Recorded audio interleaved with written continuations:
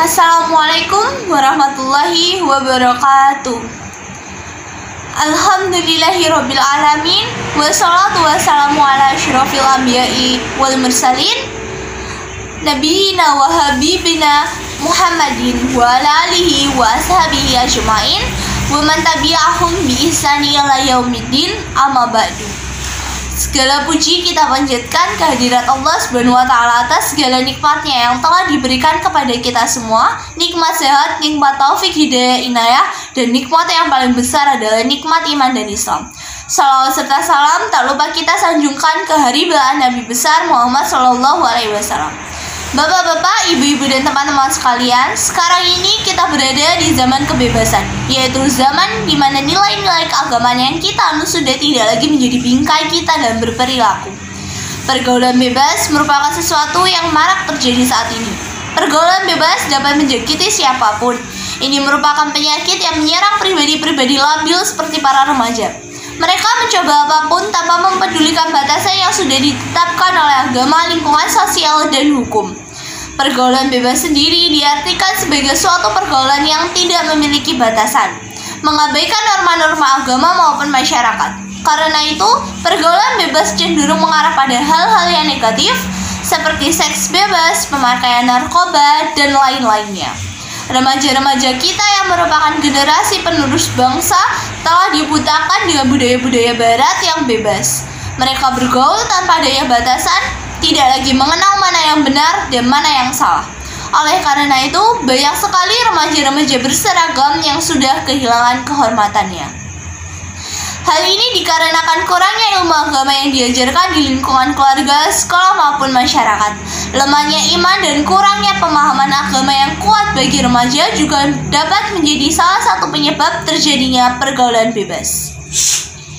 Para hadirin yang berbahagia, sesungguhnya Islam telah mengatur etika pergaulan bagi remaja. Perilaku tersebut merupakan batasan-batasan yang dilandasi nilai-nilai agama. Oleh karena itu, sudah seharusnya para remaja memperhatikan dan melaksanakan etika-etika pergaulan dalam pandangan Islam untuk mencegah terjadinya sesuatu yang dilarang Allah Subhanahu wa Ta'ala. Perilaku yang menjadi batasan dalam pergaulan adalah 1. Menutup aurat. Islam telah mewajibkan lelaki dan perempuan untuk menutup aurat demi menjaga kebersihan diri dan kehormatan hati. Aurat merupakan anggota tubuh yang harus ditutupi dan tidak boleh diperlihatkan kepada orang yang bukan mahramnya. Di samping menutup aurat, pakaian dikenakan juga tidak boleh ketat sehingga memperhatikan lekuk anggota tubuh dan juga tidak boleh tipis atau transparan. Menjauhi perbuatan zina. Pergaulan antara laki-laki dan dengan perempuan diperbolehkan selama masih ada batas dan tidak membuka peluang terjadinya perbuatan dosa.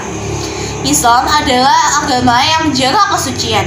Pergaulan di dalam agama Islam adalah pergaulan yang dilandasi oleh nilai-nilai kesucian. Dalam pergaulan dengan lawan jenis harus dijaga jarak sehingga tidak ada kesempatan terjadinya kejahatan seksual yang dapat merugikan diri pelaku, keluarga, dan masyarakat sekitar. Allah Subhanahu wa Ta'ala berfirman dalam Quran surat Al-Isra ayat 32 yang berbunyi wala taqrabuz zina innaha kana fahisyatan wa sa'a sabila. Dan janganlah kamu mendekati zina, sesungguhnya zina itu adalah suatu perbuatan yang keji dan suatu jalan yang buruk. Dalam rangka menjaga kesucian pergaulan remaja agar terhindar dari perbuatan zina, Islam telah membuat batasan-batasan sebagai berikut. Laki-laki tidak boleh berdua-duaan dengan perempuan yang bukan mahramnya. Jika laki-laki dan perempuan di tempat yang sepi, maka yang ketiga adalah setan. Mula-mula saling berpandangan, lalu berpegangan, dan akhirnya menjurus pada perzinahan. Itu semua adalah bujuk rayu setan. Laki-laki dan perempuan yang bukan muhrim tidak boleh bersentuhan secara fisik. Saling bersentuhan yang dilarang dalam Islam adalah sentuhan yang disengaja dan disertai nafsu. Tetapi bersentuhan yang tidak disengaja tanpa disertai nafsu tidaklah dilarang. Allah Subhanahu wa Ta'ala memerintahkan kaum laki-laki dan perempuan untuk menahan pandangan. Bagaimana firman Allah dalam Quran surat An-Nur ayat 30-31. Katakanlah kepada orang laki-laki yang beriman, hendaklah mereka menahan pandangannya dan memelihara kemaluannya. Yang demikian itu adalah lebih suci bagi mereka. Sesungguhnya Allah Maha mengetahui apa yang mereka perbuat. Katakanlah kepada perempuan yang beriman, hendaklah mereka menahan pandangannya atau daripada memandang yang haram. Ayat di atas mengisyaratkan bahwa Allah Subhanahu wa Ta'ala memerintahkan agar laki-laki dan perempuan menjaga pandangannya. Hakikat perintah ini mengandung hukum wajib. Lalu Allah menjelaskan bahwa yang demikian itu lebih suci dan lebih bersih bagi kehidupan mereka. Allah memerintahkan untuk menahan pandangan karena memandang kepada orang yang diharamkan termasuk bagian dari zina. Sebagaimana sabda Nabi SAW, setiap anak Adam pasti mendapat bagian dari zina yang tidak terelakkan. Kedua mata berzina dan zinanya adalah memandang. Kedua telinga berzina dan zinanya adalah mendengar. Lisan berzina dan zinanya adalah berbicara. Tangan berzina dan zinanya adalah memegang. Kaki berzina dan zinanya adalah berjalan. Dan hati yang menarik dan berangan-angan lalu kemaluan membenarkan atau mendustakan itu. Muttafaqun alaih, dan lafal hadis dari riwayat Muslim. Disebut zina karena laki-laki merasakan nikmatnya memandang keindahan tubuh wanita. Pandangan itu masuk ke dalam hati orang yang memandang sehingga hati seseorang laki-laki terpikat dan membayangkannya. Maka timbul keinginan dan berusaha untuk melampiaskan keinginan syahwat kepadanya. Oleh karena itu, Allah melarang seorang laki-laki memandang wanita karena hal tersebut menimbulkan bahaya dan kerusakan sebagai dampak pergaulan bebas, dan pergaulan bebas dilarang karena menyebabkan terjadinya perbuatan yang tidak terpuji, bahkan akan berakhir dengan sesuatu yang lebih buruk. Beberapa cara yang dapat dilakukan untuk menghindari pergaulan bebas diantaranya yakni 1. Memilih teman yang baik. Cara untuk menghindari pergaulan bebas yang pertama yakni selektif dalam memilih teman. Tak bisa dipungkiri bahwa lingkungan pertemanan memiliki pengaruh yang sangat besar terhadap perilaku kita sehari-hari. Oleh karena itu, ada baiknya untuk selalu memilih teman yang baik serta memiliki kemampuan memahami ilmu agama yang baik. 2. Memperkuat pendidikan agama. Sudah menjadi kewajiban bagi para orang tua untuk selalu menanamkan nilai-nilai keagamaan kepada anak sejak usia dini. Dengan memperkuat pendidikan agama di dalam keluarga, diharapkan mampu untuk mencegah anak berperilaku menyimpang yang salah. Satunya ialah terjun ke pergaulan bebas. Pendidikan agama dan moral berguna untuk memperkuat iman seseorang sejak dini. Apabila sejak kecil seseorang anak sudah tertanam nilai-nilai agama yang baik, dapat menghindari pergaulan bebas yang jauh dari normal. 3. Menjaga hubungan orang tua dan anak. Hubungan orang tua dan anak yang harmonis secara langsung bisa meningkatkan pengawasan yang lebih baik terhadap anak.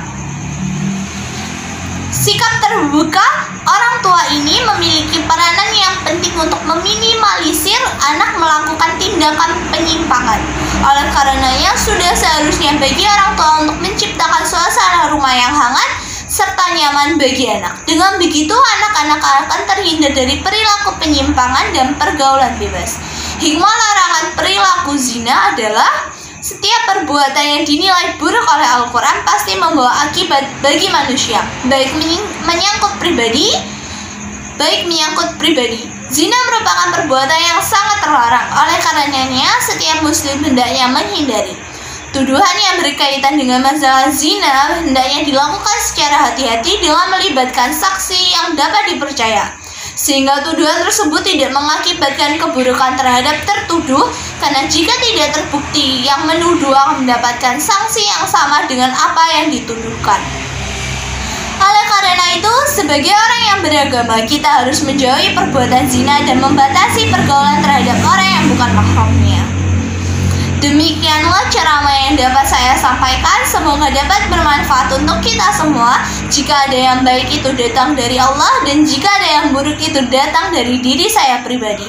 Mohon maaf atas kekhilafan tutur kata dan perbuatan. Semoga Allah membimbing kita semua ke jalan yang benar. Wabillahi taufiq wal hidayah. Wassalamualaikum warahmatullahi wabarakatuh.